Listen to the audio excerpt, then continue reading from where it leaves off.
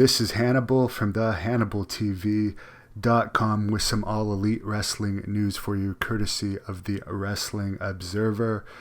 Marco Stunt, another lightweight small wrestler, has signed with the company.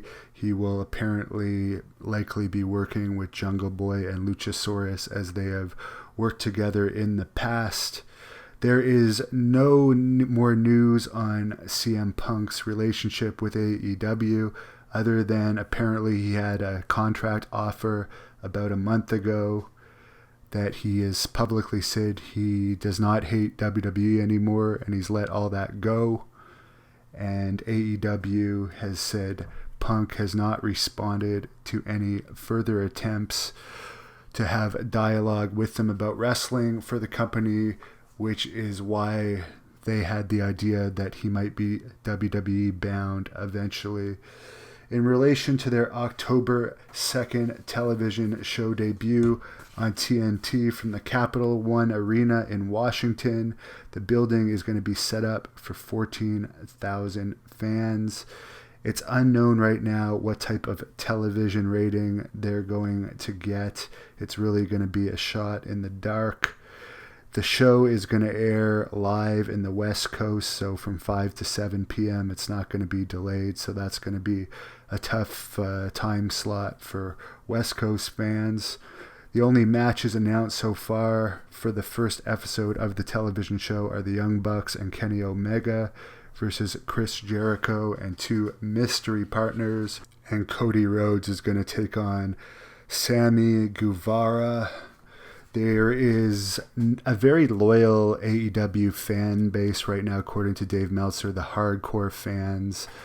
But as far as the metrics regarding mainstream interest in the product, they're not that impressive. Double or Nothing had about 200,000 Google searches, which actually has beat out some WWE pay-per-views. But the two pay-per-views they held since then, Fyter Fest and Fight for the Fallen, didn't have anywhere near that level of interest. Nothing solid on whether or not WWE's plan of an opposition show to the AEW's TNT show is going to happen on FS1. I guess the big problem with that is FS1 already has a big deal with Big East basketball on Wednesday night, so there would be a conflict there. AEW is probably going to make announcements very soon regarding other events they're going to put on in October and November as far as TV tapings and whenever their next pay-per-view is going to have. All their focus right now is going to be on trying to get good reaction to first day ticket sales of their first TV taping. It's up in the air right now if the AEW TV show is going to air in Canada. There's negotiations going on, but there's nothing solid.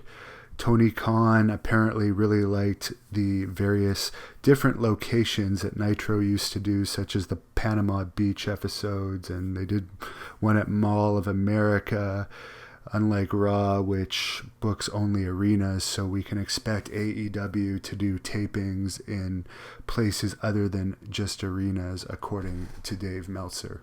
And I do think that's cool. The one thing that I have liked the most about AEW so far is their production values and how it's reminiscent of the old WCW. The main thing I don't like is all of these small wrestlers. The company seems to be 90% lightweights, which for someone like me, and I think mainstream people in general, we'd rather see the larger than life characters. And for me, I don't even like watching lightweight MMA fighters. Like, I only like to watch heavyweights. So they're going to have a hard time attracting, I think, bigger guys to watch their product with a roster consisting mostly of lightweights. And for those fans that say to that, well, Hannibal, why don't you join AEW, which I get every day by many people. If you want to see that, tweet it to AEW, Tony Khan, Christopher Daniels, he's their head of talent relations, Cody Rhodes, the Young Bucks. They're the ones that make the hiring decisions. Thank you for watching the Hannibal TV. Please like this video if you enjoyed it and click the subscribe button to not miss any of our latest shoot interviews, match videos, or news updates. Support us on patreon.com for $1.99 a month to watch our full shoot interviews ad-free and help our channel grow. Follow us on Twitter at the Hannibal TV for instant updates.